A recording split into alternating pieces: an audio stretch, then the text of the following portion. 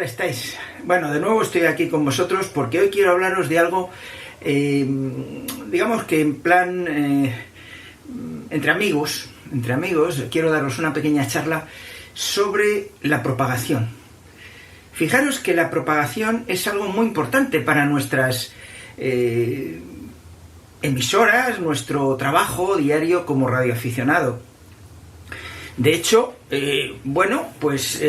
muchas veces, si no hubiese propagación, pues no podríamos hacer esos comunicados tan largos y tan maravillosos, ¿no?, que hacemos, con todos nuestros colegas de otras partes del mundo, ¿no? Entonces quiero daros unas cuantas ideas interesantes sobre la propagación. Espero que os gusten y a ver si de alguna manera pues vemos un poquito cómo todo esto funciona en la atmósfera, con las antenas y demás.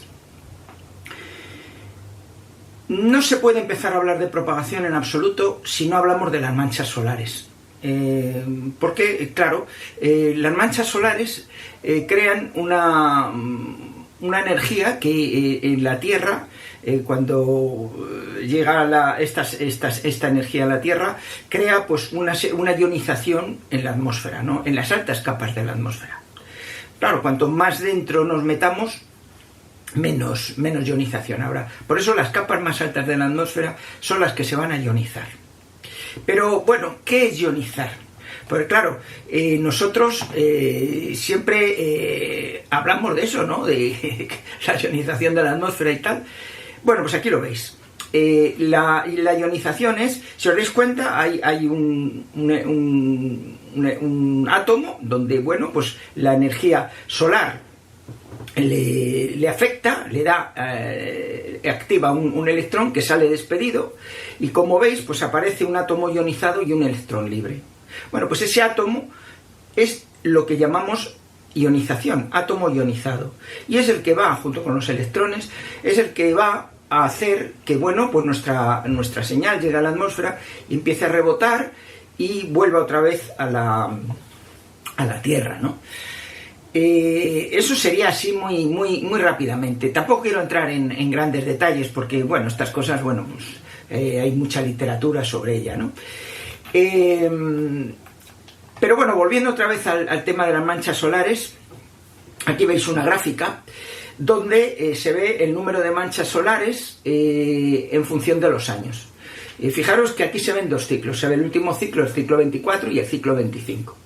En el ciclo 24 esos puntitos son las manchas solares que ha habido y tal, el número de manchas solares que ha habido un mínimo, si os dais cuenta, en el ciclo en el 2020, y ahora hay un ciclo que es el de aumento de manchas solares, que es el ciclo 25, y pues como veis, las manchas solares están superando ese ciclo. Quiere decirse que este ciclo parece que viene con un montón de manchas solares, y eso va a ser maravilloso para nuestra propagación. Porque claro, al tener más manchas solares, nuestra capa, nuestra ionosfera, pues se activa más y podemos tener muchísima mejor propagación. Va a hacer que, por ejemplo, la gente que tenga QRP pues va a estar maravillosamente, ¿no? Porque con poquita potencia estos caminos de la radio se van a abrir y vamos a poder tener, pues eso, una comunicación excelente.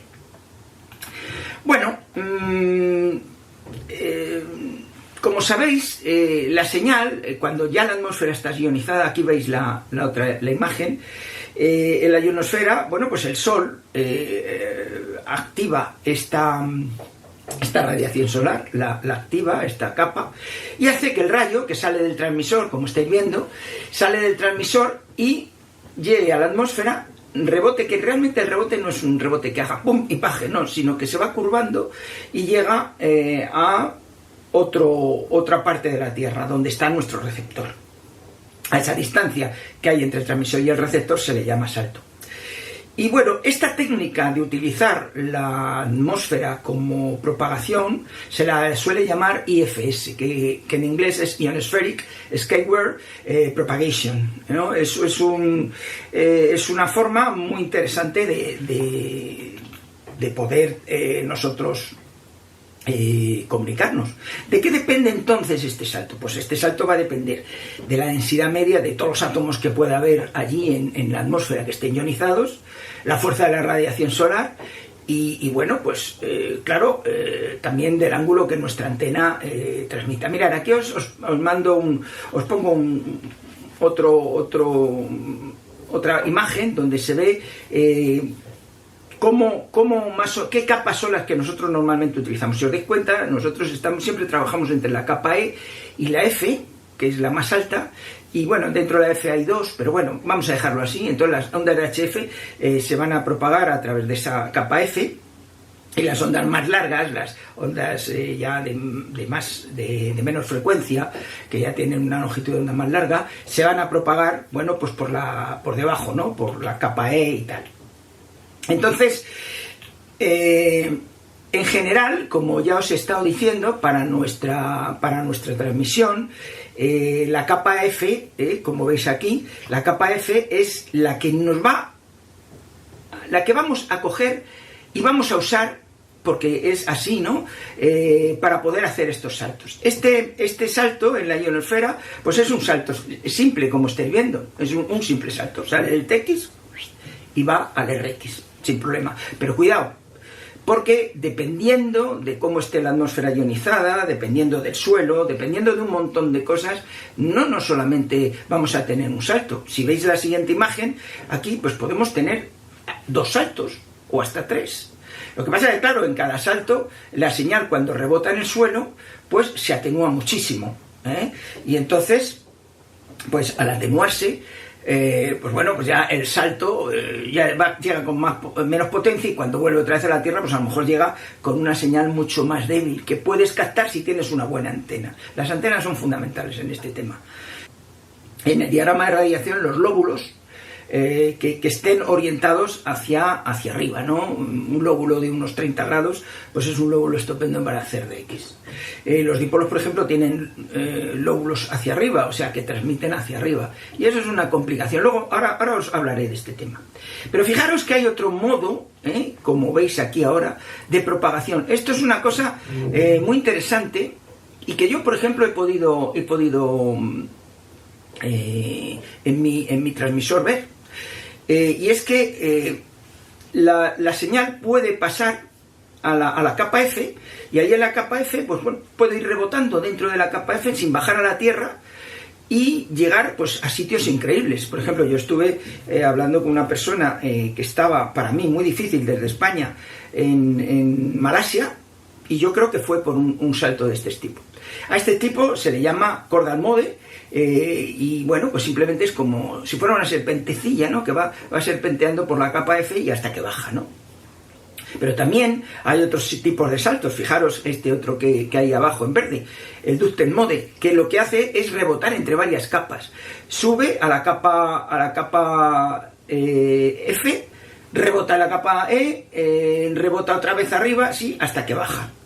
Esto es una forma muy interesante, ¿no? de propagación, que no creáis que es tan fácil darse, se necesita potencia, se necesita una serie de antenas y tal, ¿no? Vamos a hacer un cálculo muy interesante del salto que da la señal, el salto que da la señal, que no el salto que hay entre el transmisor, no la distancia que hay entre el transmisor y el receptor, sino la distancia que cubre la señal de radio, para ver cuánto se atenúa esa señal en un salto de este estilo. Bueno, pues mirar. Vamos a suponer que la altura donde rebota, que es la ionosfera, en la capa F está a unos 300 kilómetros. Bueno, hay una serie de valores, pero de media podemos poner 300 kilómetros. El radio de la Tierra son 6.371 kilómetros. Y esta es la distancia que tenemos que calcular, y esta, sumando a esta, claro, porque sube y baja, y este es el ángulo de la antena. Bueno, pues esta fórmula nos da esta distancia. Esta fórmula la podéis sacar de cualquier libro de radiocomunicaciones, ¿no? Porque esto se basa en el teorema del coseno, aquí con la distancia y todo esto. Es muy sencilla de calcular, Hasta yo mismo la podría calcular. Bien, si suponemos que la capa donde rebota está a 300 kilómetros, o sea, esta H son 300 kilómetros, y el radio de la Tierra son 6.391, 71, o sea, esto es aquí. y luego además el ángulo beta es prácticamente cero, o sea que es prácticamente cero, pues hacemos este cálculo y sabemos que la distancia cubierta entre Tx y la antena Rx es 2 veces 3.956. O sea, esta distancia que da aquí es de 3.956 kilómetros. ¿De acuerdo? Bien, o sea, aproximadamente unos 8.000 o algo así, ¿no? Echando ahí un cálculo. Bien, bueno, ya sabemos la distancia. Pero ¿cuánto se atenúa la distancia en función, perdón, la señal de radiofrecuencia en función de la distancia? Bueno, pues hay una fórmula que es la fórmula de Friis, que es esta que hay aquí, que nos dice que la potencia en transmisión, o sea, la potencia que recibimos es igual a la de transmisión, más la ganancia en transmisión, más la ganancia en recepción de las antenas, menos 32,5, menos 20 logaritmos de esta distancia, esto es aproximadamente 8.000 kilómetros, menos 20 logaritmos de la frecuencia a la que vamos a trabajar, en megahercios. Bueno, aquí tengo los datos. Vamos a trabajar con 100 vatios, que son 50 dBm. Las antenas tienen 2 dB de ganancia cada una, o sea que son antenas normalitas, y la distancia pues es esta de aquí, y la frecuencia 7 megas. Lo metemos aquí, 50 dBm, más las ganancias de las antenas, menos esto, más la distancia, tal. Operamos todo esto y sale que la potencia recibida prácticamente es menos 73,3 dBm, ¿vale? Menos 73,3 dBm.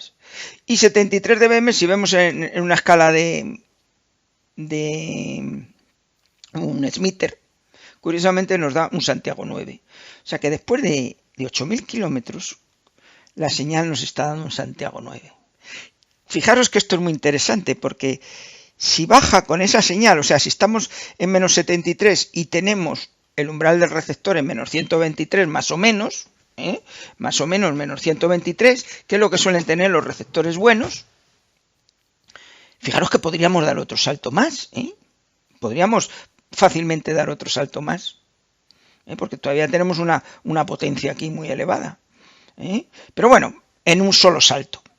Con lo cual, fijaros qué curioso cómo se calcula esto, o sea que si tenemos una persona que está a salto, no de aquí a aquí, de unos 8.000 kilómetros, pues nos va a llegar con Santiago 9, y esto es un cálculo que está bien. La distancia esta se puede calcular igualmente porque, bueno, esto es un triángulo, esto es un arco de triángulo, en fin, se puede calcular muy, muy fácilmente. Lo podéis hacer si queréis porque simplemente es un problema geométrico. Pero esta distancia del salto de la antena, pues me parece a mí, o sea, el salto de la señal me parece una cosa curiosísima.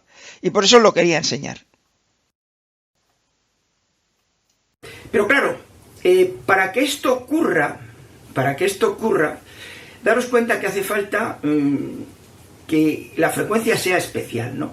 Porque más allá de una cierta frecuencia, la señal ya no va a rebotar en la capa atmosférica, en absoluto. Lo que va a hacer es que va a salir al espacio. Bueno, pues hay una frecuencia que es una frecuencia crítica y a partir de esa frecuencia pues se puede calcular lo que se llama la MUF, ¿no? Que es la Maximum Usable Frequency, que es la máxima frecuencia a la que podemos nosotros transmitir sin que se nos salga a la atmósfera, ¿vale? Eso es muy interesante. Y así en internet hay mapas como este que os voy a mostrar ahora, ¿lo veis? Donde, bueno, pues se ve con una serie de... hay muchas webs especializadas, ¿no? Que calculan la MUF. Aunque se podría calcular, porque es bastante fácil calcularlo, sabiendo la frecuencia crítica. Que además, esta hasta la podríamos medir nosotros. Eso ya hablaremos en otro momento. Y bueno, pues en estas, como veis, en esas curvas, pues se da las máximas frecuencias, la MUF, para diferentes partes del mundo, ¿no? Y ahí, como veis, por ejemplo, ahí si veis ahí, no sé si se verá bien, pero bueno, ahí en Inglaterra se ve que, por ejemplo, hay 26 megas. Eso significa que por encima de 26 megas la señal va a salir fuera y por debajo, pues, se va a poder hacer rebotes. Y al poder hacer rebotes, bueno, pues vamos a poder transmitir. Pero fijaros, no hay que llegar nunca a esa frecuencia, a esa MUF. Hay que trabajar siempre por lo menos 0,85 de la MUF por debajo, para que así, de esa manera, podamos transmitir y no está justo en el límite donde a lo mejor la señal se nos va y se nos viene. Por ejemplo, ahí en 26 megas, pues está claro que yo no trabajaría, por ejemplo, en la banda 24, bajaría un poquito más, porque la banda 24 a lo mejor rebota, a lo mejor no, entonces tienes más asegurada las frecuencias más bajas que las frecuencias más altas. Bueno, ya digo, esto es muy fácil calcularlo, hay una fórmula, no la voy a poner aquí, pero la podéis ver en internet, por muchísimos sitios, en los libros especializados y tal. Luego hay otra frecuencia también interesante que es la LUF, LUF, que es la frecuencia más baja utilizable, que en inglés es Lowest Usable Frequency, ¿no? Esta frecuencia es la mínima a la que podemos trabajar, y luego teniendo la máxima, pues ya sabemos qué margen de frecuencias nosotros podemos trabajar, ¿no? Claro, en el salto se aparece, como veis aquí, una zona de sombra. Es una zona de sombra que depende un poco de la frecuencia y depende un poco del ángulo, ¿no? Y entonces, bueno, pues eso es importante saberlo porque es claro que vamos a poder transmitir con una cierta frecuencia, vamos a poder rebotar, pero a lo mejor al vecino que tenemos al lado o a unos cuantos kilómetros, pues no vamos a poder comunicar con él. Vamos a poder comunicar con otro que esté muchísimo más lejano. Bueno, hasta ahora os he hablado de la atmósfera, os he hablado de lo que ocurre en la atmósfera, con la propagación, pero bueno, también nosotros tendremos algo que ver en eso, ¿no? Y claro que tenemos que ver, porque nuestras antenas hacen que este posible salto pues pueda darse o no pueda darse. Por ejemplo, mirad, en esta imagen que os estoy presentando ahora es la de un dipolo que está colocado, bueno, es un dipolo y está a baja altura. Fijaros que hay un lóbulo superior muy grande, ¿os dais cuenta? Entonces ese lóbulo superior muy grande en el dipolo, que además se puede ir bajando con la altura del dipolo, pero ese lóbulo grande lo que hace es transmitir justo vertical. Entonces si transmitimos vertical, pues no vamos a dar ningún salto, bajará otra vez y ya está, ¿no? Entonces hay que aprovechar los lóbulos laterales. Entonces lo que hay que tener en cuenta es que esos lóbulos laterales, por eso con los dipolos se puede trabajar bien, tengan, bueno, pues un cierto ángulo, ¿no? De 30 grados, más o menos, no tiene por qué ser 30 exactamente, ¿no? Ese es el óptimo, pero pueden ser otros, ¿no? Entonces, lo que tenemos que hacer en los dipolos es disminuir el lóbulo este lóbulo de arriba. ¿Por qué? Pues porque fijaros que este lóbulo de arriba lo que nos está captando es, en general, ruido que se nos suma a nuestra señal. O sea, podemos dar el rebote, podemos hacer el rebote, pero tenemos un lóbulo, una captación del cielo, pues enorme, con todos los ruidos que eso nos puede llevar. Por eso, y otras cosas más, ¿no? Pero bueno, en esencia, lo que hay que hacer es, como veis en esta otra imagen, subir el dipolo. Mirad, este dipolo es un dipolo que está trabajando en la banda de 20 metros, está aproximadamente a unos 10 metros de altura, y fijaros que el lóbulo superior, debido a esta altura, se ha quitado y aparecen lóbulos laterales. Bueno, son lóbulos laterales que tienen un ángulo de funcionamiento muy grande, ¿no? Ya veis que es un ángulo muy grande. Bueno, pues eso puede ser bueno porque vamos a poder tener saltos con varios ángulos y a varias distancias. Bueno, eso es una forma interesante de ver. Pero hemos eliminado sobre todo el ángulo, o sea, la radiación que hay, que captamos por arriba. Fijaros en esta otra imagen. Esta otra imagen es, digamos, que una antena Yagi. Es una antena Yagi que tiene un cierto lóbulo hacia arriba. Fijaros que ha eliminado el que teníamos en el otro lado, que teníamos en el dipolo, y hemos eliminado el de arriba. Bueno, pues la antena Yagi en general puede funcionar bien, pero, cuidado, tiene que estar también a una cierta altura, para que funcione correcto. Las antenas verticales, bueno, pues las antenas verticales tienen una gran ventaja, y es que, como veis en esta otra imagen, tienen lóbulos a 30 grados normalmente, ¿no? Pues bueno, digamos que estamos hablando en general de este tipo de ángulo hacia arriba, ¿no? Porque es una antena vertical y no tiene nada hacia vertical hacia arriba, con lo cual va a coger menos ruido en ese tema, en ese sentido. Hombre, también hay que darse cuenta que los dipolos también tienen direccionalidad, y entonces, bueno, pues también vamos a eliminar ruido de otras zonas que la vertical va a captar, porque la vertical va a captar alrededor de ella ruido. Las antenas, los dipolos en general no. Además, si les ponemos a las antenas, que esto es una cosa muy interesante que tenéis que hacer y pensar, es ponerle un choque en el cable de bajada, porque el choque en el cable de bajada lo que va a hacer es también limitarnos el ruido que capta el propio cable. Pensar que el cable en el fondo es una antena, la parte exterior del cable en el fondo es una antena. ¿Por qué? Porque es un hilo, y entonces por ahí capta ruido. Si ponemos un choque a la entrada de nuestro cuarto de radio, vamos a eliminar ese ruido también, y puede ser, a lo mejor puede ser hasta más silencioso el dipolo. Pues bueno. Ahora podemos hablar en general de las bandas. Por ejemplo, la banda de 160 metros. Bueno, pues es una banda que durante las horas diurnas, pues el alcance puede ser muy pequeño, y en las horas nocturnas, pues es bastante grande, a lo mejor hasta 1500 kilómetros. Pero la dificultad de esta banda, igual que con la de 80 metros, es el gran ruido que tiene estas bandas, ¿no? Bueno, aquí podéis ver el ruido de la banda. Fijaros, el emitter, esto es un ruido que no es porque lo tenga yo solo, es que es así. Pero bueno, lo puede quitar muy bien el filtro NB, si os dais cuenta, quita mucho ese ruido. Y bueno, es algo que yo os aconsejo. Pero vamos, es una banda muy ruidosa, como lo pueda ser la banda de 3500. Son bandas que, mirad, ¿veis? El filtro este hace muchísimo en estas bandas. Son bandas muy ruidosas las dos. Es un ruido enorme. Podría calcularos el ruido y ponerlo... Bueno, en el libro que estoy escribiendo hablo de esto y lo calculo un poco, ¿no? Lo que pasa es que, claro, las antenas para 160 metros son muy largas, son complejas. En la banda de 80 metros, pues es una banda claramente nocturna, ¿no? Y con unos radios de cobertura de unos 600, 800 kilómetros, una cosa así.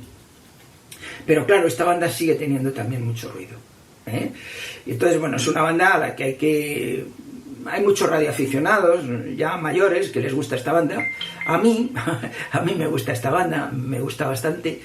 Y salgo algunas veces en ella y hablo pues por aquí con colegas de aquí de alrededor de la península, aquí en España, ¿no? La banda de 40, bueno, pues la banda de 40 ya sabéis, por el día el alcance es moderado, por la noche, y ya yo diría que es la reina de las bandas, ¿no? Para la gente, entre esta, la de 40 y la de 20 metros, son las reinas de las bandas. Bueno, ahora por la tarde, ya tarde y noche, se empieza a abrir esta banda.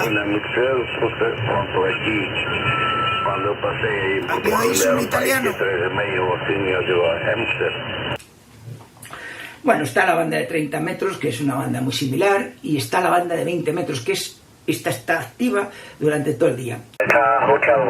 Como veis, hay mucha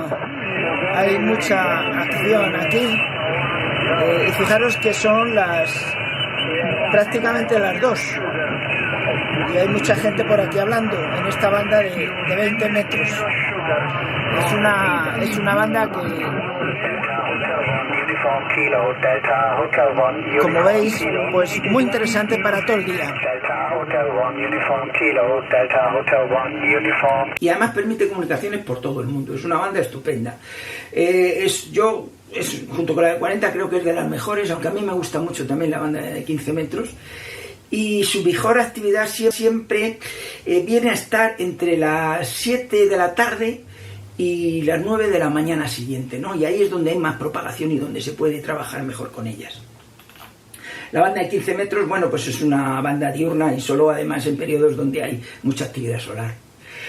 Y bueno, luego las bandas ya de 12 metros, 10, 11 metros, bueno, pues en periodos normales se pueden conseguir, pues a lo mejor, distancias ya mayores. Lo que pasa es que ahora que viene la gran propagación, la ionización de la atmósfera, con estos ciclos que os he dicho, el ciclo 25, pues bueno, vais a notar que la banda de 10 metros, en esencia, va a ser una banda que va a tener durante todo el día, una cobertura estupenda, va a ser maravillosa. Yo os recomiendo que la escuchéis porque va a ser una banda estupenda. Y bueno, y ahora cuando empiece la propagación, pues evidentemente la banda de 6 metros, que ya se está empezando a abrir, y fijaros que estoy hablando de noviembre del 2023, ya se está empezando a abrir. Ayer por ejemplo, estuve hablando con gente y en la banda de 6 metros. Y bueno, pues realmente fue algo muy interesante, muy interesante. Bueno, si os dais cuenta, no os he hablado de las bandas de VHF y UHF ni mayores. Bueno, esto lo quiero dejar para un próximo vídeo y os voy a hablar de ellas, pero además os voy a descubrir el por qué la gente dice que altura es cobertura. Porque claro, todo el mundo lo dice porque piensa que bueno, que es que se ven, no, pero realmente es por otras razones la cobertura. Porque entre dos antenas en UHF y VHF, cuando se transmite la señal, no es que vaya la señal directamente de una antena a otra, no, va a través de un volumen que es así ovoide, ¿no? Que se llama zona de Fresnel. Y bueno, pues ahí hay unas cosas muy interesantes con las zonas de Fresnel que yo quiero explicaros más detalladamente en otra charla. Y bueno, pues yo creo que este pequeño repaso que os he dado, pues espero que sea del agrado de vosotros. Ha sido un vídeo un poco menos convencional que otras veces, porque me habéis visto, he estado aquí todo el rato hablando y tal, pero espero que os haya gustado y espero que hayáis tenido una idea pues un poquito general, muy general, porque realmente si quisiéramos entrar en el detalle, pues hay que hablar de cosas ya más en profundidad y tal. Pero bueno, de esta manera quizás habéis tenido una idea en general de cómo funciona esto y bueno, espero que os haya gustado. Eso me lo diréis vosotros en los comentarios. Si queréis que siga haciendo a lo mejor vídeos de este estilo, digamos que de divulgación, porque en el fondo es un vídeo de divulgación, así de este estilo me lo decís y yo pues lo seguiré haciendo. Así que nada, espero que os haya gustado mucho este vídeo y por favor suscribiros, que es algo que me viene bien para el canal y poder continuar. Y nada, nos vemos en el siguiente.